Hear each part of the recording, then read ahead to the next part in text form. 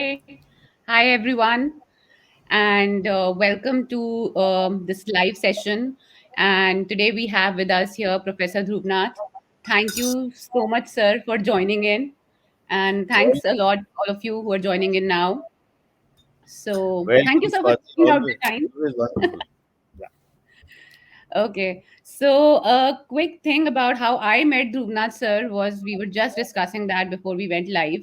Was in the MDI Open Canteen, and he is an amazing person. He literally gave me my first teaching break. So I had always wanted to teach. I had prepared a course, but I did not know how to start. And he just said, "Hey, why don't you talk to my students in this, this MBA class I'm taking next week? I'll just arrange for it." It was so casual and so out of the blue and sudden, and it went so well that since then I have made multiple courses and I have spoken to so many students. It's been an amazing journey. And so that's the kind of person he is. He puts his faith, trust in you, and basically helps you grow and sees you grow and enjoys that thing. So thank you so much, sir, for taking out the time. I really felt that the people who would be joining today's this session, this live session, would benefit extremely from the amount of experience that you have and the stories that you have told me and my husband, particularly sitting in that canteen, and like the kind of people you've talked about, the people you've met. It's crazy. So I would love that if, even if, like, we can share today 10% of that. I'm sure the audience would absolutely love it. So a more formal introduction for Professor Dhruv Nath is that he's an angel investor, a mentor to startups, an author, director with Lead Angels Network. So, yes, I have sent out an invite to all the entrepreneurs in my LinkedIn circle. I hope all of you guys have already joined and are part of the session. He's invested in 15 startups and has mentored over 100 others. So, and he was a professor at MDI Gurgaon and also a senior vice president at NIIT. He's been associated with IIT Delhi very closely. And I think I will not, whatever I say about him would be very less. So I'll start with the session. But, sir, before I start and I bombard you with all the questions that I have, I would want you to say something. What is it that you would want to talk about today? And guys, also keep pouring in your questions and in the comment section. I'll keep taking them up in between. So over to you, sir. Thanks so much, Swati. It's been wonderful knowing both you and your husband, Mohit. And I must tell you guys that I don't know how much Swati has learned from me. I have learned a hell of a lot from her, and I keep learning from her. I must tell you that, you know, in the area of digital marketing, influencer marketing, I cannot think of a better expert. So, in case you want to learn something in those areas, just catch her. Just catch her. And she's always willing to help. So, anyway, that's Swati. Um, yes, what I would probably like to talk about is, see, I have been for the past, 12 odd years, I have been spending a lot of time with startups. Um, and some of them I have invested in, almost 20 of them, and many of them I have mentored. It's been a lot of fun. It's been a hell of a lot of learning. And, whenever I get a chance to share that learning with young people, such as the ones in your audience, it's a great opportunity. So I'd love to share that learning. And yes, I've written a couple of books on the subject of startups. Maybe, I don't know, you'll talk about them. They're right here. So one Yes. of them is called, uh, sorry, this one. One of them is called Funding Your Startup, but please note the fine print and other Yes. nightmares. That's important. That's the most important part, guys. Yes. And the other one is called The Dream Founder. So these are books which I have written based on my experience, my learning, and I'd love to talk about my experience, and I hope it helps people on your channel Yes, right sir. now. I'm absolutely so sure, sir. We already have a lot of highs and hellos and people joining in from Hyderabad, from Delhi, from all the different places. Thank you so much, guys, for joining, and keep pouring in your questions that you want to ask Professor Drupnath. And I already have a bunch of questions ready, so I'll be basically during the course of this session, I'll be asking those questions from him. These are the things that I want to talk about. I wanted to know from him, and couple of things that came in as suggestions from all of you guys. just in case you still feel there's something interesting that comes in between, I would definitely pick it up. So to start with, sir, what inspired you to start investing in startup? What is the money? What was it that, it's like easy money that if I put in money today, then I'll definitely make 200x? I don't know. What was that thing that made you think, hey, let me start investing in startups now? That's the in thing. So, Swati, actually, frankly, it wasn't money. Okay. Had I been chasing money, I would never have become a professor, because professors, do not earn much anyway. I'll tell you why. Once I joined MDI as a professor, and I think this was the year 2002, a lot of people used to come to me and ask for my help, my advice. And like you mentioned, we used to sit in the open air canteen and we would discuss strategies and marketing, and how to make sure their startup built up, grew, became successful, and so on. Now, for many years now, let's say 40 odd years, I have been a reasonably active investor in the stock market. Okay. However, I realized one very interesting thing. If I were to invest in, let's say, a company like Reliance in the stock market, or take any other company, take HDFC Bank or whatever, there is no way I can sit across the table with Mukesh Ambani and say, Mukesh bhai, ye galat hai. What you're doing is not correct. Let us figure out what your strategy should be, and we can do it over, chai, samosas, whatever. Wow. I can't do that. So it's very, very, very passive investment. I'm only putting in money, and at the end of that, I forget about it. If it goes up, wonderful. If it doesn't, too bad. Here, I saw an opportunity where not only could I put in money, and I was not looking at huge returns, here I could actually be involved in running a company, right? And I mean, that was such fun, and it was so much learning, because founders would sit across the table, I would sit on this side, and we would thrash out, look, ye strategy nahi chalegi, ye chalegi, etc., etc. So sorry, a little bit of Hindi is okay. Yes, absolutely. I'm sure. Okay. If anyone in the viewers finds ke Hindi nahi chalega, please do write so that we can, just talk in English. But I think Yeah. otherwise, abhi tak kisi ne I, bola nahi hai, sir. So you're good to go. yeah, I can even speak in Bengali if you want. Bolte Oh, pari wow. ami. Okay. Anyway. So this was a method by which A, I could invest, and B, I could actually be involved. So, if I invested in, let's say, 10 companies, I'm actually involved in running these 10 companies. These are my companies. That's a far, far bigger high than blindly investing in Reliance and saying, okay, I leave it to Mukesh Ambani to run his company. In any case, he knows so much more than me, but here I'm involved. So I think that was the starting point. And of course, a lot of my students came to me, students who wanted advice. At the end of that, they said, look, sir, you've given us advice, please also give us money. Now I couldn't say no to my students, so I put in money. But that was the start, and I think that was a terrific decision, because I have just not regretted it ever. Wow. So to this journey, so you said you started sometime. When did you start investing, sir? My first angel investment would have happened around 2008, but Wow. the bulk of them happened after about 2014, so about 9 years ago. Wow. So like a huge amount of time. So what has been your learning in this decade? Like it's almost been a decade for you since you've started investing and you've been interacting and engaging with startups. What has been your learning? So there are many different kinds of learning, and by the way, my learning goes into my book, so it's Yeah. wonderful, because through that I can share my learning with a lot of people, rather than just those with whom I have tea and samosas in the canteen. So I think one of the learnings has been that startups which are successful typically tend to do a few specific things right, and startups which are failures, some of these specific things they do not do, right? And I'll take a couple of examples, and maybe if you Yes. want, Swati, I can share a framework that I have created based on all this learning, which is Oh, actually a guideline for startups to figure out whether they're doing the right things or not, and similarly for investors to figure out whether the startup is worth investing in or not. So should I share That those guidelines? Yeah. yes, please, that'll be super amazing, and that's what we are here to learn.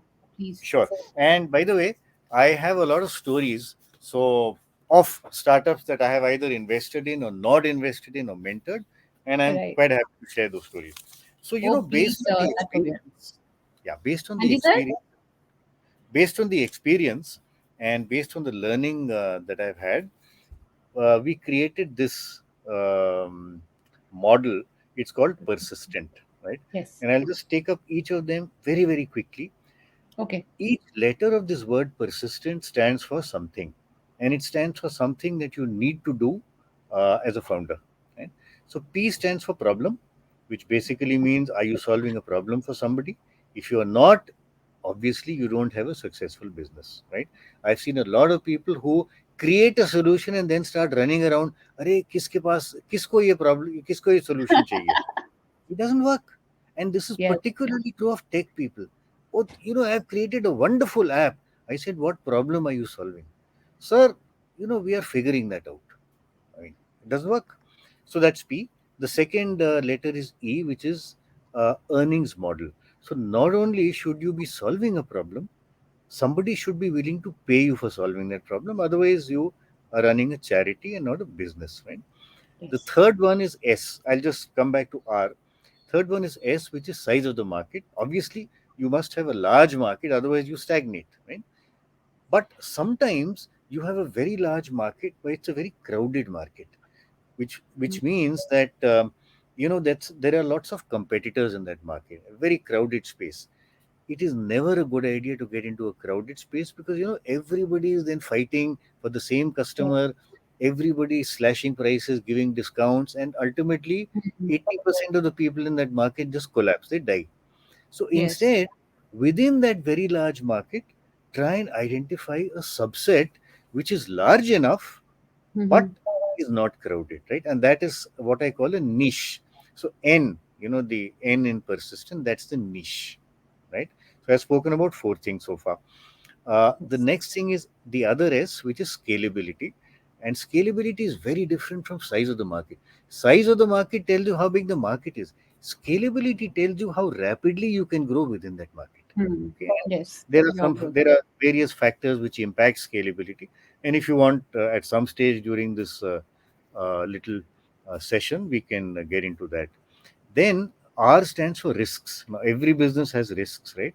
And one of the biggest risks in any company is the risk of competition. So you must have an entry barrier, which is the second E in persistent, which prevents your competitor from getting in. And if you have an innovative solution, for example, if you have a patent, that's the I, the innovation, Mm-hmm. then that's a very good entry barrier. The most important thing I would say is the team, and specifically starting with the founders, the team of founders. Yes. We have a saying in the world of startups: if you have an average business model but a wonderful team of founders, they'll figure out a way to make it work. They will pivot. But if you have a great business model but an average team of founders, it won't work. Mm-hmm. And the last letter in the word persistent is what I call traction. You may have a wonderful business model, great scalability, huge size of market, wonderful team. Ultimately, the one thing that is important is what is crudely described as dhanda. Are you Yes. getting money? Are you getting customers? Are they increasing month on month, quarter on quarter? Are they paying more and more month on month, quarter on quarter? That's traction, right? So these Yes. are the 10 things which we have tried to extract out of all our learning, and I found this extremely useful.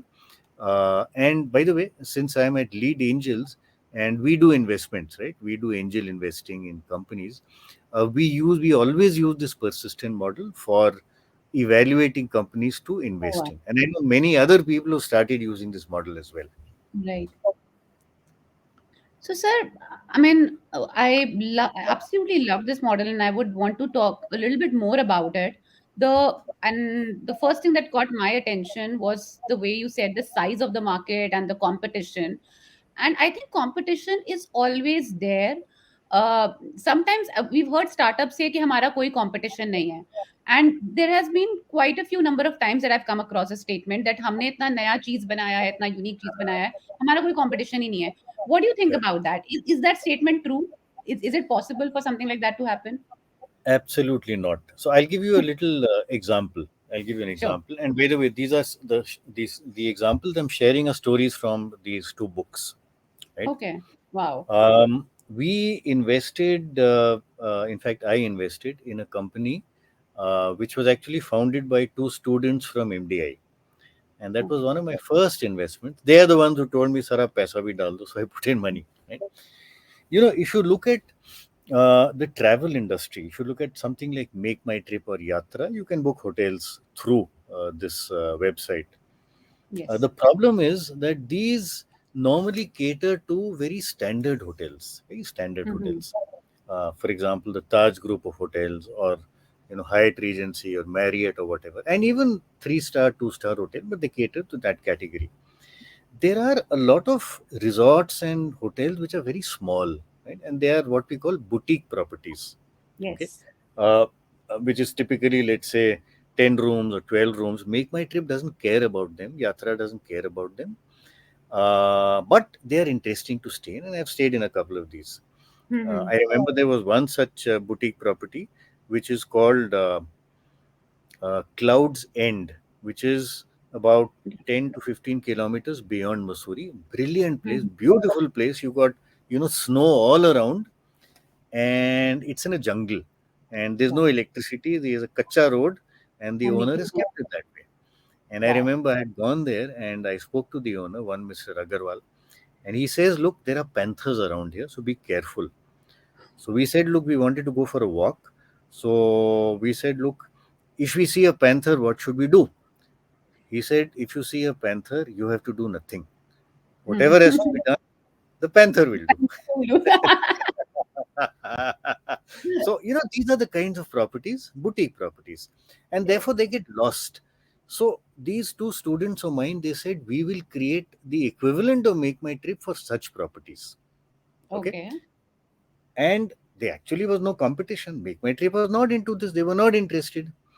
Now, 2 3 problems took place. So they grew, they did fairly well for the first 1 year, and then we had a strategy session again over samosas at the MDI canteen, and we realized some things were going wrong. First of all, these guys realized that they actually had no entry barrier. In the travel industry, Yes. there is no entry barrier. Anybody can start this kind of business. The only entry barrier is if you have a database of, let's say, 50,000 hotels, then Hmm. that's a bit of an entry barrier because the small guy cannot copy you, True. right? But the big guy, Make My Trip, suddenly realized, "Arey, this is a decent business." So while Make My Trip was not in it earlier, when they saw this happening, they also got into it. Hmm. Okay? So I think one huge bit of learning is never, when you say competition, never look at today's competitors. Look at Okay. potential competitors who could become your competitors tomorrow. And for Right. that, you need an entry barrier. What Right. is it Yes. that will prevent the competitor from entering, or what it is it that will make it tough for them to enter and maybe make sure they take time? So never look at today's competitors. Look at today's competitors as well as those who can potentially be competitors, and always be scared of giants. A giant like Make My Trip has no problem. It has enough money to splash around, right? So that Yes. was one fundamental problem. The second problem these guys faced, and again I go back to my persistent model, is the size of the market. Because when they had grown in the first 1 year, we sat down and we said, and these guys told me, they said, "Sir, we have already onboarded about 700 of these properties, but we can't see even more than 500 more. So there is no Oh, scope to grow." Now, oh, suddenly, you have a potential giant who's coming, and the market size is limited. So, yes. both the size of the market and the entry barrier, they were both a problem. And which is why finally these guys had to close down. They were not able to manage. And that was the end of the startup, right? So, when Wow. you ask about competition, my very simple answer is never, look at what our prime minister says. every election rally he will say मेरे 140 crore देशवासी, right? हाँ जी. 140 crore, never be under the impression that you're the only guy with this bright Mhm. idea. There are lots of others, isn't it? So there are lots of others. I would imagine whatever you're doing, there'll be at least a few hundred others, if not a few lakhs. Maybe you Yes. don't know about them, but they're there. Number one. Yes. Number two, there are those people who are not competitors today, but potentially can easily become your competitor, which is why you need an entry barrier. So I think the key issue is, people who say we have no competition, I think that's a very naive statement. You need to realize that there is competition and there is potential competition, and you have to plan for it rather than suddenly it hits you and then you don't know what the hell to do. Absolutely. Another very good, like very nice point that you made, sir, on the size of the market that I noticed was that you talked about that, hey, we are not able to go the property size. On the property side, I think that's more like a supply side problem, because when I or any like layman, we are thinking of size of the market, we are purely thinking customer, to be very honest. So can you talk a little bit more about this? Because I think it's a fairly important thing that can you the size of your startup with respect to the supply side of the equation as well, size of the market from the demand side, the customer side is also important. So what are the different things that we need to look at when we are actually analyzing the size of the market? One framework that I have particularly used in the past is the whole TAM, SOM, and SAM, the total available market, serviceable available. What else Right. can we think of and how do you think this question should be approached, size of the Okay. market? So again, I'll share a story. As always, Mhm. I'll share a story because Please. my belief is you share stories, you share examples, and you can learn a lot more. Right. And So they I'll stay share a with story. you. Sorry. They stay with you. You mentioned TAM, SOM, and so on. Honestly, I don't understand these terms. But anyway, let me share a simple story. This was a startup that we did not invest in, and again, I will link it to my persistent model because that's a favorite model of mine. Yes. So this is a story about. Um, Let me explain the concept of a wedding gift registry, and Mhm. many of your viewers may not be familiar, so I'll explain what this concept is. If you look at weddings, specifically if you look at wedding gifts, so there are some very fundamental problems with the gifting industry, right? And the basic problem is most wedding gifts that you get when you get married, they are utterly useless, completely useless, right? And I'm That's a sure you pretty agree with me. You're married, I'm married, we know. We've yes. been through it, right? Okay. Now, what happens when you get a useless, and very often you get duplicate gifts. So the Yeah. same gift, Right. you get maybe five copies, right? Yes. What happens when you get an unwanted gift, useless gift? So let's say I am getting married, you're my friend, and you give me a completely useless gift. This is only an example. I'm not saying you will give me a useless gift. So let's say you give me a completely useless gift. Yes. So when I get that gift, the first thing I will do is मैं आपको गाली दूंगा, right? What the hell is this? Swati is, this is so useless. इतनी कंजूस है. I mean, she's not even spent money. What the hell? So I'll curse the hell out of you, right? So that is step one. But step two is then I'll figure out who the hell do I give it to. I have to pass it on. I can't just hang on to this Absolutely. useless gift. Yes. So we'll figure out who, and then I'll say, "Oh, Mohit." By the way, Mohit happens to be Swati's husband. But let's they are independent entities. Arey, Mohit is a good friend. मैं उसको देता. I'll give it to him. Yeah. Now what happens? I give it to him. What does Mohit do? सबसे पहले वो मेरे को गाली देगा. What the hell Yes. है? तू इतना कमीना है ये वो blah blah blah. And then Mohit will figure out. So who do I give it to now? So this useless wedding gift industry, it is actually a cyclical industry where the gifts go in one direction, right, from person to person to person to person, and the curses or the galis go in the opposite direction. Okay, it's a Yes. cyclical industry. Now, in the Western world, they have a brilliant solution for this, and it has worked very, very well. And that is called the wedding gift registry. And some of your viewers would be aware of this, but if they are not, let me just share what this is. Essentially, it's an e-commerce site, okay, like Amazon or Flipkart or one of these guys, except that on an e-commerce site you would normally have all kinds of items being sold, such as biscuits and bread and groceries and atta and so on and so forth. But on this kind of e-commerce site, it is only potential wedding gift items. For example, it Yes. could be mugs, it could be coffee mugs, it could be cutlery, crockery, linen, Appliances, linen. exactly, blankets, bed sheets, decoration pieces, etc., etc. So they have a lot of these potential wedding gift items.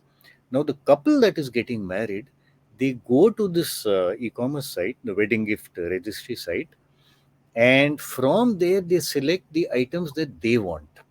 Right? Mm-hmm. So they may want one particular, pair of coffee mugs, one particular bed sheet, three particular crockery sets, etc., etc. And this, then with this, they will create a wish list again in Yes. the same e-commerce site, right? Now that wish list is a page on the e-commerce site, and therefore it has a URL, right?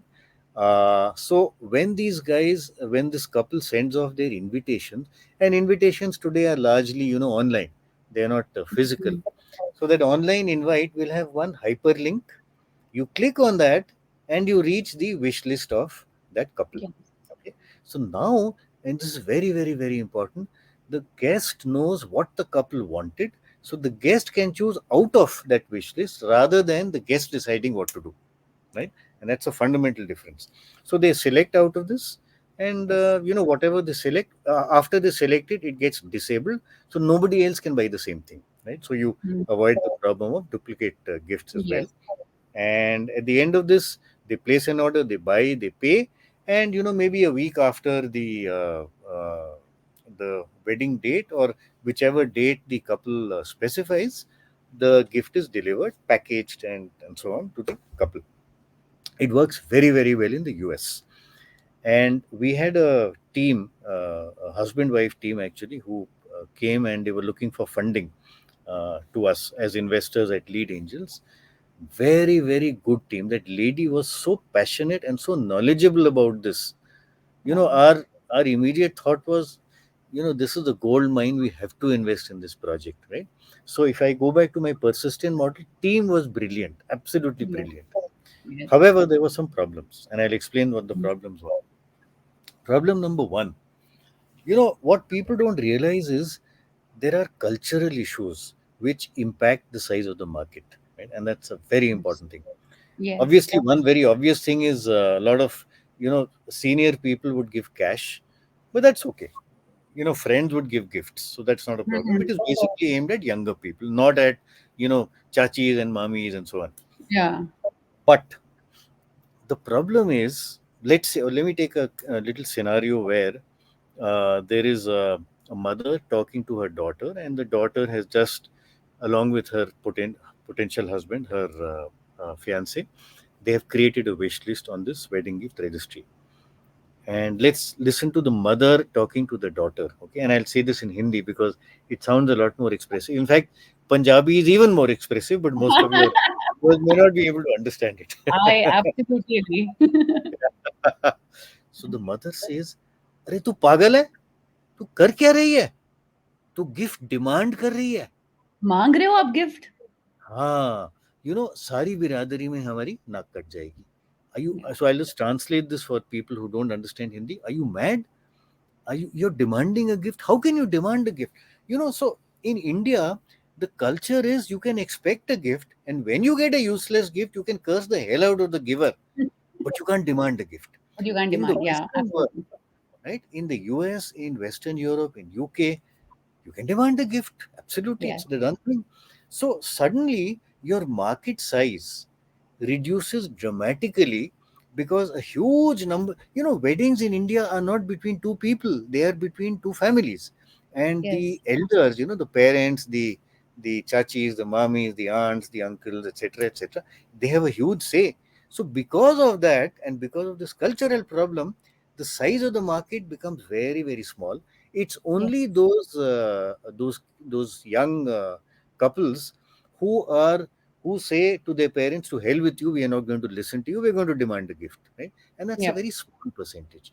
So Yes. you asked about size of the market. This is a very strange situation where it seems to be very large because lots of weddings taking place, but Absolutely. actually it's much smaller. Yes. Cultural issues. And Another please thing. remember one thing. sorry, Mhm. please remember one thing. You are Swati, by the way, is a marketing guru. But a lot of people have come and told me, sir, I will spend 2 crores, 3 crores. My marketing budget is big. Sir, I will make sure that I change this thinking. You cannot. No, Cultural biases cannot be changed. It's going on for absolutely. 1,000 years. Who the hell do you think you are? You can change it in a matter of a few months. No way. So that's one issue, size of the market. The other issue, I'll just complete the story and then maybe we can get back. Yes, So yes. the other issue is, so let's say some guest actually goes to the wedding gift registry site and says, ah, wonderful, I want to buy this pair of coffee mugs. Great. Then you know what he'll say? Acha, now I know what they want. Let me go to Amazon and see. Maybe it'll be cheaper there. Okay. Yes. And obviously it is cheaper because Amazon deals in bulk volumes. So they have huge discounts from their vendors, and to a large extent they pass on these discounts, right? Yes. This is a very small wedding gift registry site. They cannot possibly um, compete with the kind of prices. So ultimately this site became, it was not an e-commerce site, it became a Browsing. discovery site. Yes. Absolutely. All it was doing was it was helping the guest to figure out what the couple wanted, and then the Hmm. guest would go to Amazon and buy the same thing. So there's no Yes. revenues, right? So again, go back to my persistent model. There's no earnings model. It's a Hmm. discovery site. Nobody's going to buy it. Well, a few people did, especially if it's a unique gift, but that's very small in number. Hmm. Third problem: what is to prevent Amazon from getting in? Yes. It's very easy. In fact, all they need is a couple of programmers who can create this option of a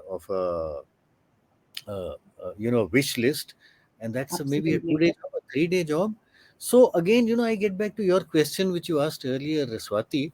Amazon today was not in it when these guys came to us. This was about 6 years back. At that Mm-hmm. on that day they were not in it, but it was so easy for them to get in because there was no entry barrier, right? So Absolutely. Amazon actually has got into it, and once they get in, this site is killed because they're much cheaper. So ultimately, these guys did not get any traction, which is the T in persistent. So size of the market was a problem, no entry barrier, no earnings Yes. model, and therefore no traction. They didn't get funding. They ultimately closed down. Right. So Yeah. again, I get back to the issue that you have raised. One fundamental question which I keep telling people: it's very easy for you to say, not you, I mean, not Swati, for the founder to say, look, this has worked brilliantly in the US, I'm going to bring it here. Yes. You have to think 6 times. It may Yes. work here, it may not work here. There are some things which you can change, there's something which you can't. Right? For example, the phone culture has worked brilliantly, but this kind of thing has not worked. So you have to think a lot before blindly copying what is there in the West, and never again the same message as last time. Never try and get in where you have a giant potential competitor. Never. Yes, absolutely. I think so we also, in fact, at Flipkart, we had once discussed this. The entire concept behind Flipkart was that, e-commerce works and e-commerce is the next big thing.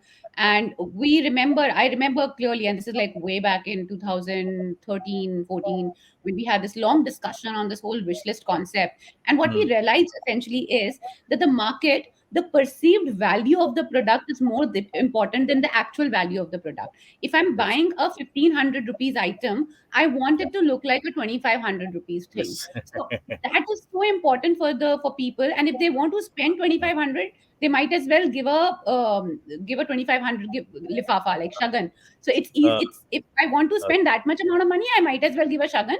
If I get the same thing at a lesser cost, then I'm okay, because then the perceived value of the product is more important for me. right, So right. that was the cultural thinking that even we thought at that point in time.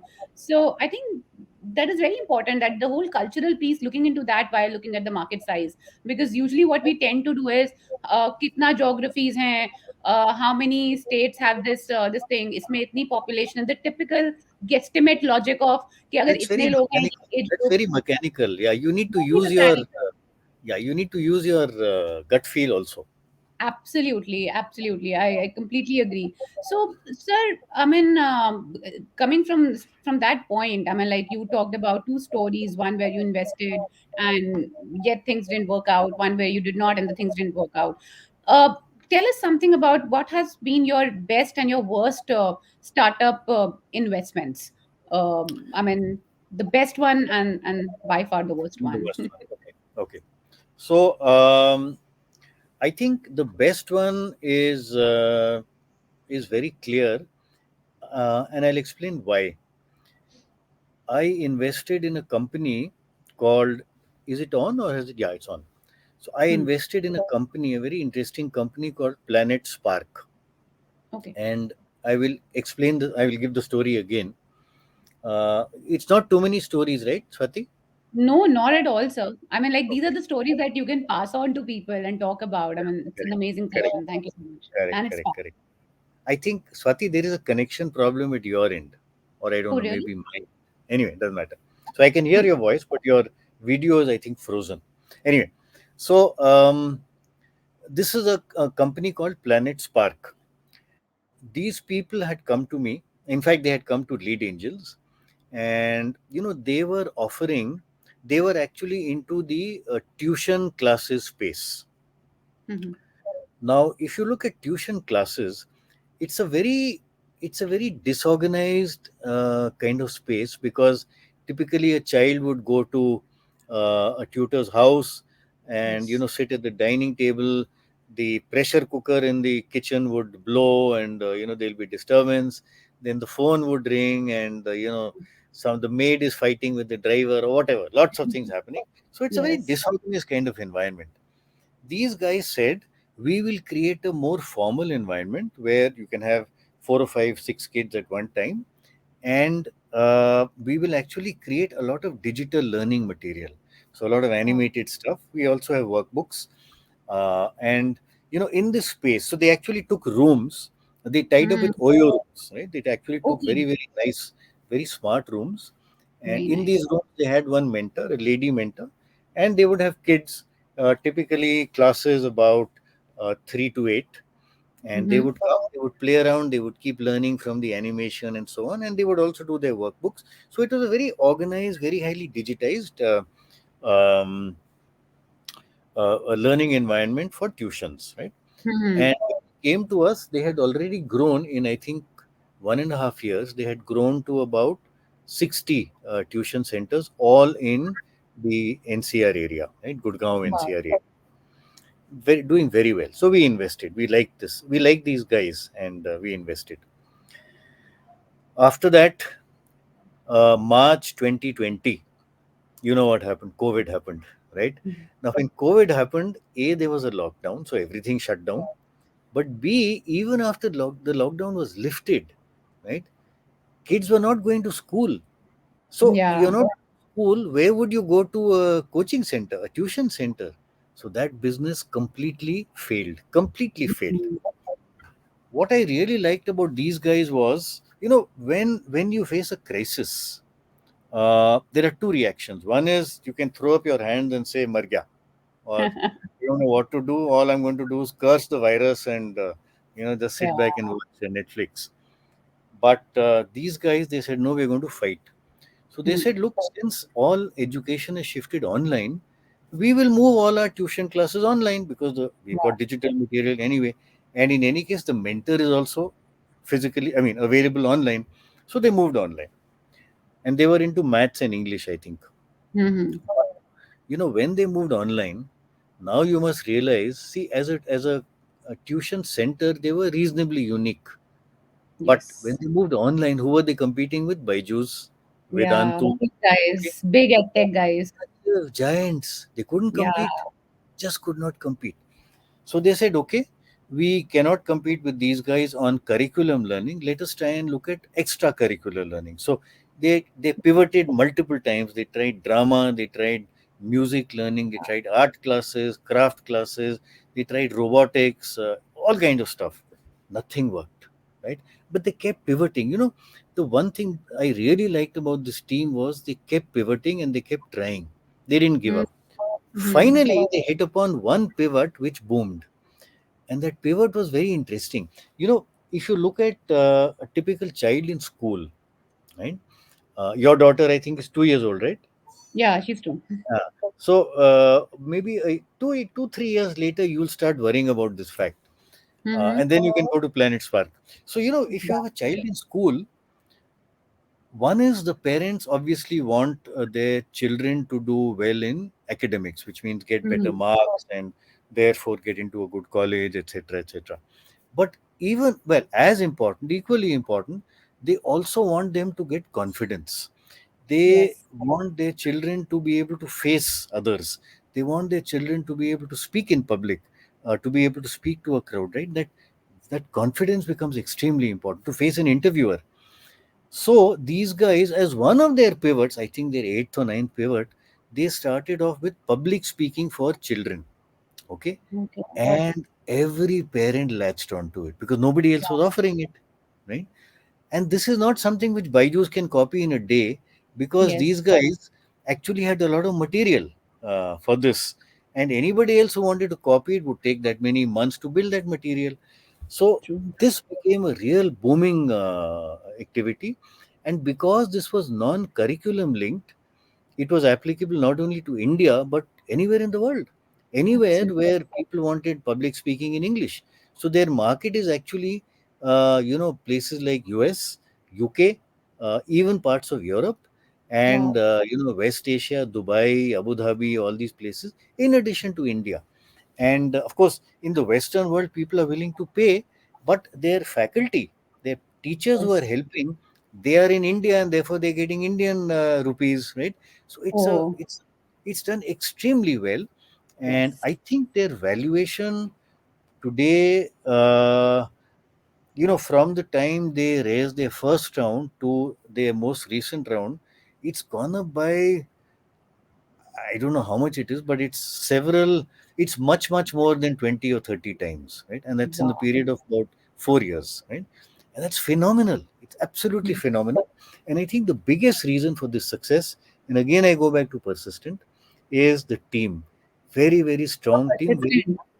very dedicated team. And they were very clear, was, humko ye chalana hai. We have to make a success out of it. They never gave up. They kept pivoting, and today they're doing extremely well. So that's the Hmm. best investment. Worst investment, there have been several.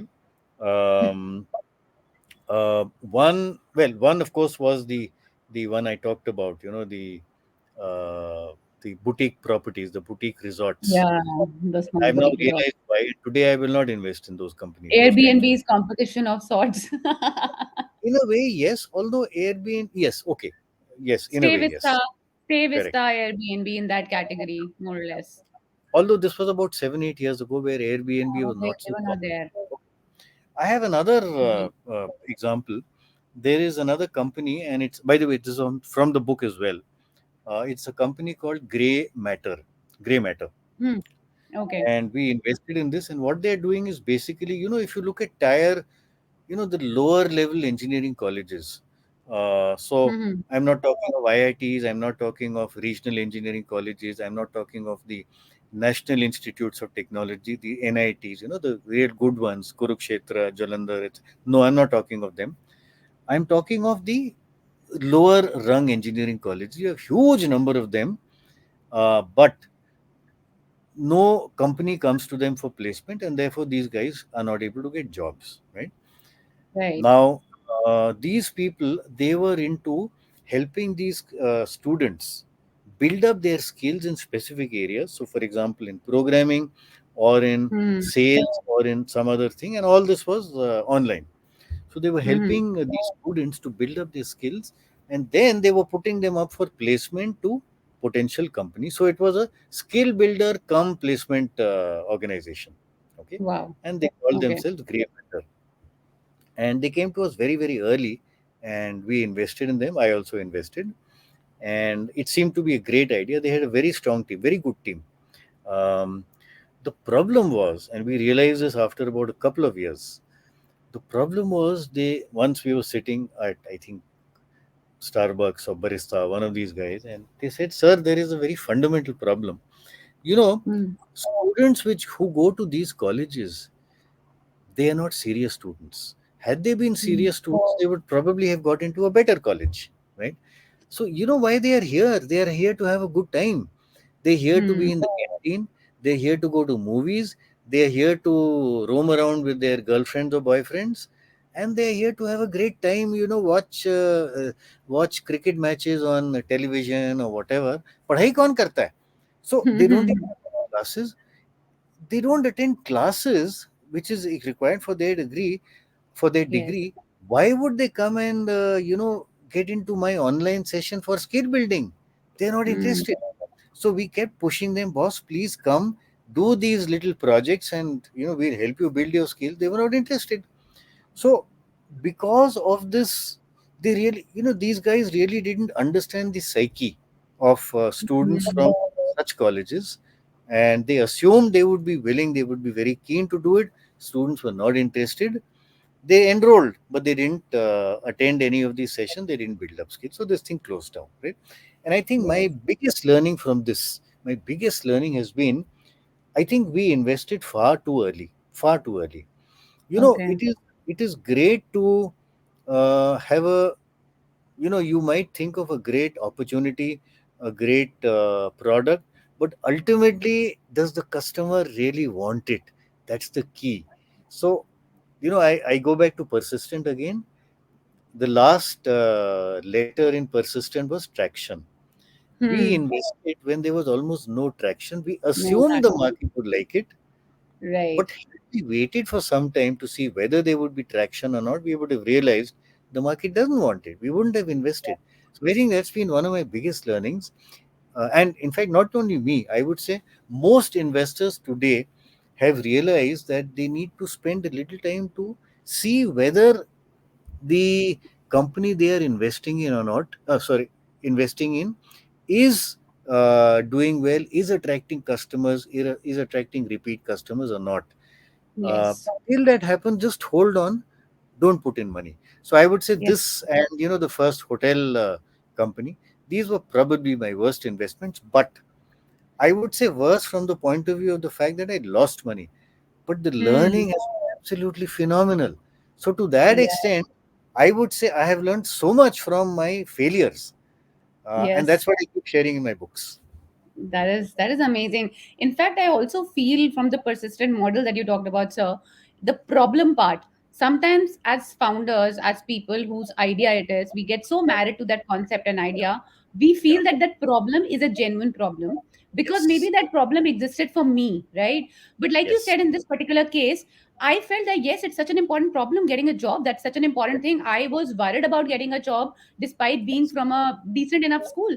And Yeah. then when you told that what the real problem was, the problem mattered to me, the problem mattered to probably the founders who were coming from similar backdrop as probably myself, and we realized that जिसके लिए बना रहे हैं उसके लिए वो problem ही नहीं है, so Hmm. उसको solution ही नहीं चाहिए, so what Yeah. is the point? Problem hai, but he doesn't want the solution. He's not He willing to doesn't want the spend. Yeah. solution. Yeah.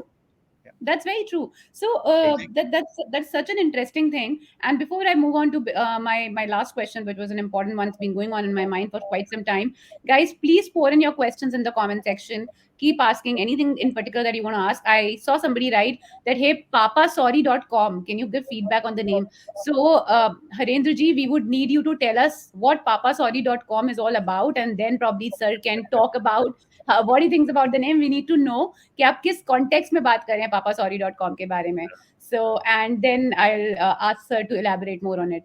Sir, coming to my question for you is on the scalability part. I'm loving the fact that you've given me a model at the start, and I can think around questions. I'm like my mind is going all haywire with the questions. I have so many of them. Most important piece is scalability. अभी जब हम scalability की बात करते हैं, हम growth की बात करते हैं, तो उसके लिए पैसा चाहिए. अब जब पैसा चाहिए तो अपना ऑब्वियसली बैलेंस शीट में उसका इम्पैक्ट आता है कहीं ना कहीं. Profitability will get impacted, and I think that is the kind of thing that all startups and investors talk about. We're trying to balance it, but what is the solution? I mean, like, अगर growth चाहिए तो पैसा डालना पड़ेगा, profitability impact होगा, और profitable है तो then do we need an equity based fundraising round? Can we not raise debt based? Can we not take a loan from the market and go with the traditional business route जो मतलब proper जो पुराने मतलब करते थे पहले, कि मतलब बैंक से लोन लिया and then invest in your startup because it is anyways profitable, you can grow. So what are your thoughts on this whole profitability versus growth and scalability debate that we are seeing today? So it's a long answer. Uh, you'll have to organize dinner. It's a very long answer. Okay. So, in I fact, would there love are to do that. multiple parts to this. There are multiple parts Hmm. to this. Hmm. So, first of all, you know, when the internet came into the world, um, suddenly there was phenomenal excitement. And I think this was the mid 90s, right? And in India, it came in somewhere around 97 odd, right? There was phenomenal interest. Everybody said, my God, this is really going to change the way business works, right? Hmm. And in fact, that was true. That was absolutely true. Uh, so, by the way, you asked two distinct questions. So, I'm answering one of them Yes, first, and maybe then yes, sir. I'll Yes, take it. sir. I know. So,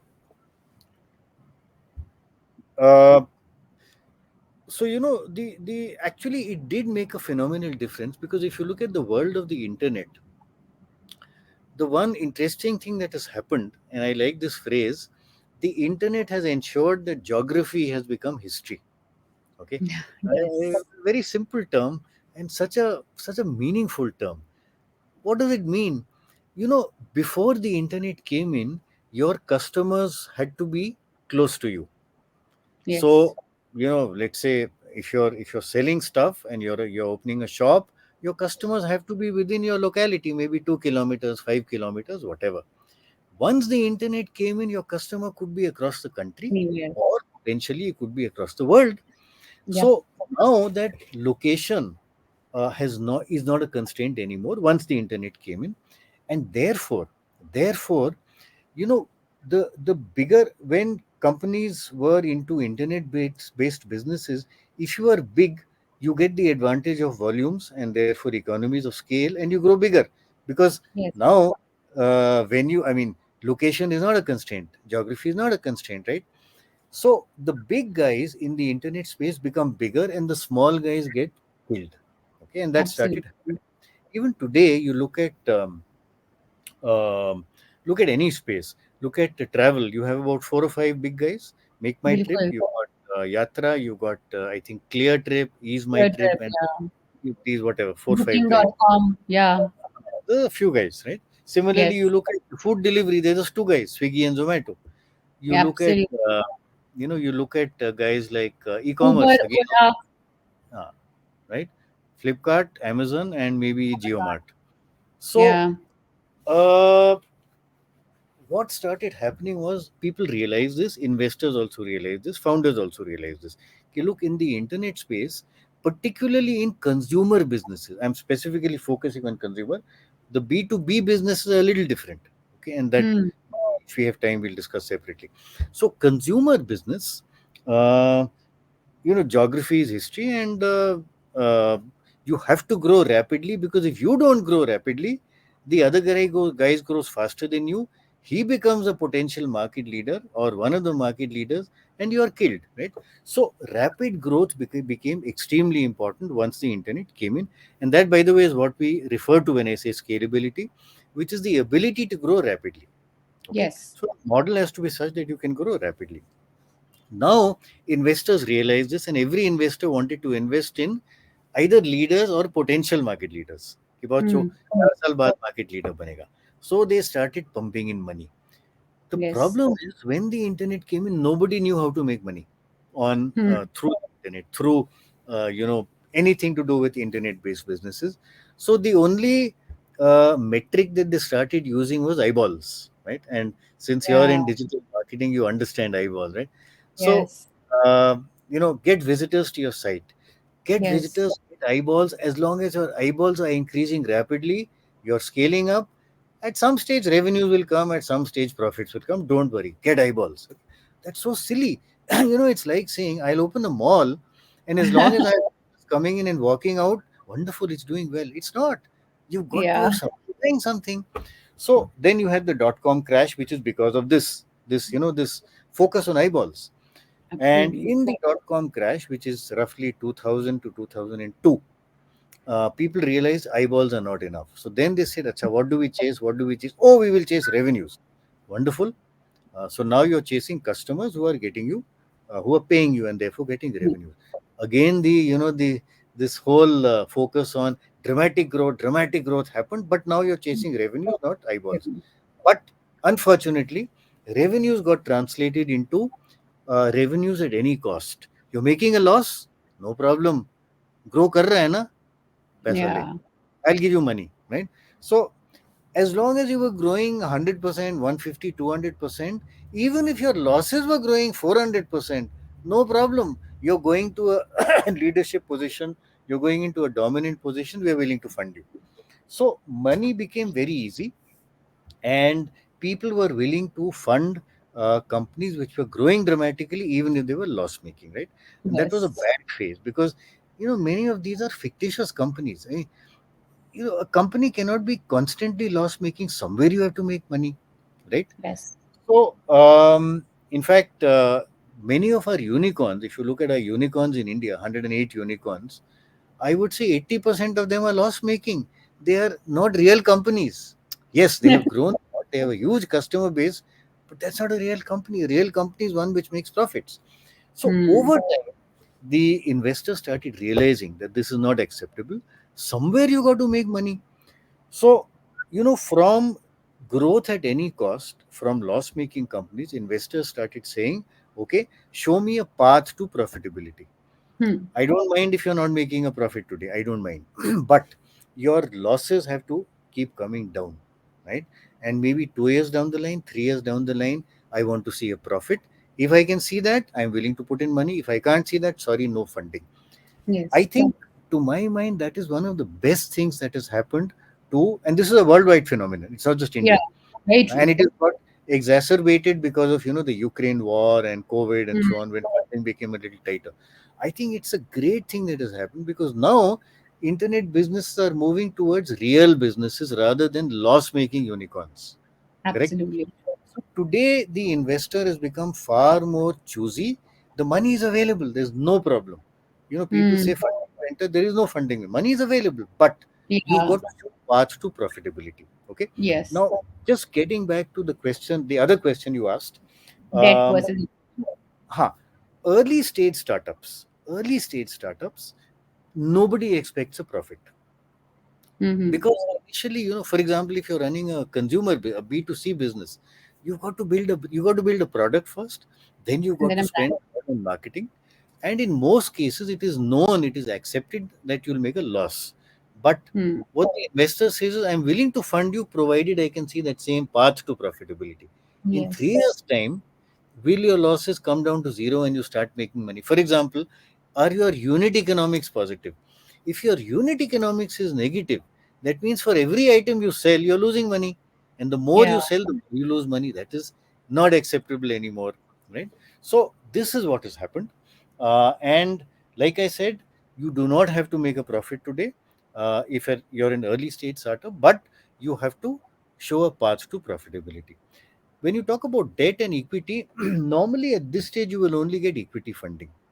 Mm-hmm. Funding, see, why will you get equity funding? Because the investor knows it's high risk, but potentially it's also high gain. Whereas Yes. debt, nobody gives debt to a high risk company. So an early Yeah. stage startup which is making losses, a bank or an NBFC, they are not likely to fund you because they know there is a very strong possibility that they will not get their money back. The Okay. equity investor realizes, yes, there is a possibility I will not get my money back, but if the Mm-hmm. company does well, I can grow my money 5x, 10x, Yes. 15x, right? So the equity investor will be interested. Debt normally at an early stage is not available. Yes. No, you're absolutely right. And I think I mean, I didn't even realize. I just now saw the time. I said, okay, we're already at 6 o'clock. So many stories. Like it's been an hour. And there's a question from Rajat Bansal. He says, what is, sir, your take on the 10-minute delivery grocery startups like Zepto? Like, I think they have been the talk of the town. आप कुछ भी सोचो, रात में सोचो, दिन में सोचो, and within 10 minutes is delivered. The whole 10-minute promise. I think Domino's ruled the game, the pizza delivery game, with their 30-minute delivery promise. So, do you think this is sustainable? It'll grow. I mean, what are your thoughts on it, sir? So, what has happened? I mean, let me just step back for a minute. Whether you look at food delivery or whether you look at groceries, most of these companies have been loss making. So you look at Grofers, it was loss making, then it was bought over by Zomato. Now it is called Blinkit. Big Basket has been loss making, it has been bought over. Swiggy has been loss making. So most of these companies are loss making. And I've just mentioned that loss making companies cannot continue forever. They are not Hmm. sustainable, and investors refuse to pump in money. Therefore, they have to pivot their business model to some extent to ensure that they become profitable, because now the money has to come from within the company, from the Yes. profits, rather than from an investor who's saying, no problem, boss, loss banao, paisa mil jayega. Okay. Bilkul. So that has happened. So all these companies now they have started experimenting with different pivots. This is one such pivot, right? Whether it is Mhm. food delivery or whether it is grocery. And I mean, Yes. I have seen many of these guys, they've been actually been delivering in 10-15 minutes. It actually happened. Yeah. But True. I think it'll need some time for it to stabilize. For instance, this typically will only work in. So, first of all, this is a hub and spoke model, right? Mm-hmm. When you're delivering, it can only deliver. You can only deliver from some place where the uh, whether it is a kitchen, the cloud kitchen, or whether it is the your little warehouse of groceries, Yes. where that is within, let's say, 5 or 6 minutes. Otherwise, it Hmm. won't work. Which Yep. means, rather than the current model, which is huge warehouses and very large cloud kitchens, which supply stuff to people, places which are far away. Now you need a far smaller warehouse, a far smaller cloud kitchen, but something which is close to where the Mm-hmm. demand is. So two, three things will happen. Number one, um, this will only work in locations which are very concentrated, right? Okay. So for example, it will work very well in, let's say, multi-storied complexes. Bombay, it will work extremely well, right? Yes. Many parts of Gurgaon, it will work very well, because with one cloud kitchen or with one little warehouse, you can probably serve the entire Yeah, you can uh, service a bigger Bombay. base of people. Very Exactly, true. because their density of population is very high. They're vertical cities. It will not Yes. work in Delhi. It will Hmm. not work in smaller towns which do not have these high rises. So it Yes. could work, but yes, the economics again will have to be seen, because even if you have a chota cloud kitchen or a small warehouse, there is still management overheads. You will still Hmm. need somebody to run the place. You will still need a stores manager. You will still need those chefs, etc., etc. So I think there will be a lot of experimentation, a lot of pivoting happen. I think there is no choice, because the customer, see, the end customer has got used to uh, highly discounted prices. So Yes. Zomato, why do people order from the A? It is convenient, and B, it is very highly discounted, right?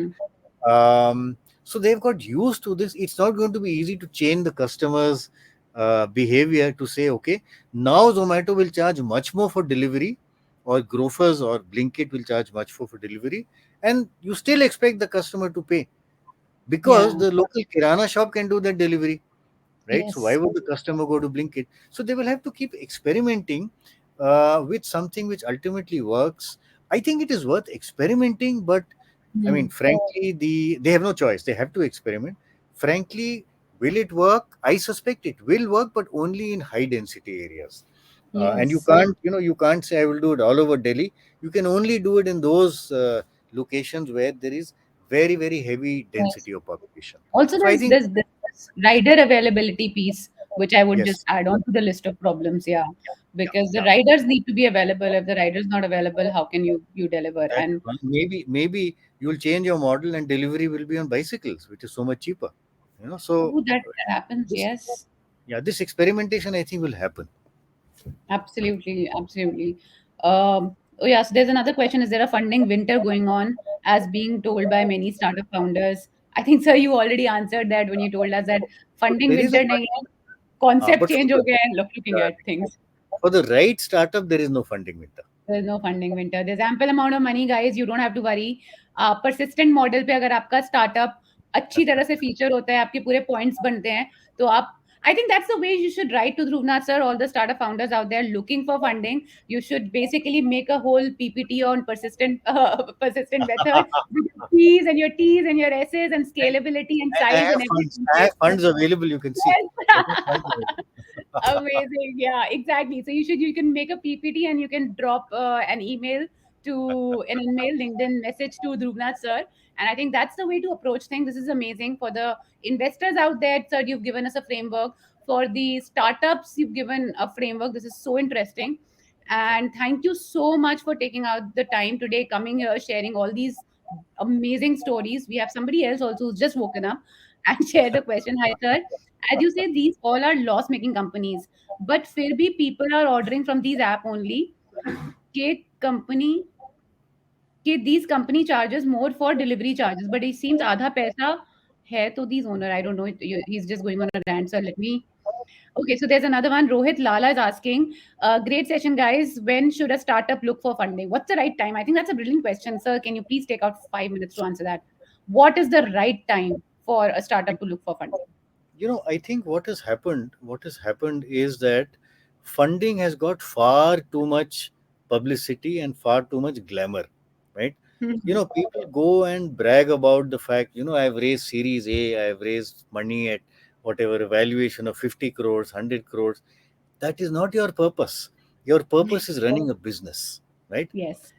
Raise money only if your business needs money. Otherwise, please do not raise money. Your focus is don't focus, don't focus on, don't chase money, chase your business. I think that's important. Yeah. Yes, to grow this business you may need money. For example, you will definitely need money to, if you're a B2C business, you will definitely need money to market it, right? I would say, you know by the way, the investor is today not very likely to invest at a pre-revenue stage. It's not likely because, like I said, investors today are looking at traction. They want to see a little more proof that this company is likely to do well, and therefore my money is Yes. likely to grow. So initially, you will need money. So it has to be your own sources, or it can be friends and family. Your college friends, your chacha, mama, dada, dadi, etc., etc. Initially, that is where you need to get your money from. Build your product. Make sure it is proven in the market. So once the market starts accepting it, and you got some traction, that is the time the investor will get interested, and that is also the time that you should need money. You should take money in case you need it. I must also tell you there are many businesses which don't need money. So if you don't need money, please do not take it. Do not take it, because then you got investors, you got to keep them happy. You've diluted your stake in the business. Why you raise money? So Yeah. raise money only if and when you need it, and typically that is after your business is a little proven and you started getting some level of traction. This is required essentially to make sure your business grows fast, because for that you need a lot of marketing spend. Raise money Hmm. for that, but that's only when you reach that stage, not before that. Yes, I think thank you so much, sir. You answered this in a brilliant way because usually जब कोई startup की हम बात करते हैं, idea की बात करते हैं, the first thing is अरे फंडिंग कैसे रेज करेंगे, कितनी फंडिंग रेज करनी है, कितना पैसा चाहिए. So it's so true that if you really believe in that idea, if you really believe in the business model, it has potential. You grow it, bring it to a certain level, and if you don't need the money, don't go around looking for the money. Rather than That's focus on profitability, focus on building that business. That that's is such an right. amazing thought. So That's thank you so much. And guys, lead angels. I have also met Shushantu as well, who basically is the head's lead angels along with He's the founder. Gurnath He's sir. the founder and CEO. Yeah. He's the founder and CEO. So an amazing person again. So I think I would love to host both of you guys together Uh, sometime in the future, guys. no, and And he has one huge advantage over me. He has hair. my God, love your sense of humor, sir. So yes, and I think I will have to call you again for another session, sir, and talk about B2B businesses. We really didn't touch base there because I predominantly for this session wanted to focus on brands, B2C businesses, something very specific.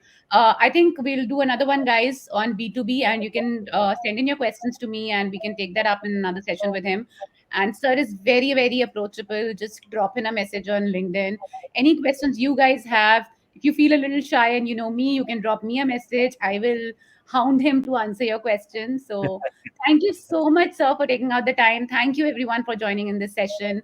And thanks a lot, everybody. See you soon. Thank you. Take care. Bye Thanks. bye. Great being here. Thanks, Swati. Thanks, everyone. Hope Thank you you. learned something. Oh, I learned lots, and I'm sure everyone else did. Thank you so much, sir.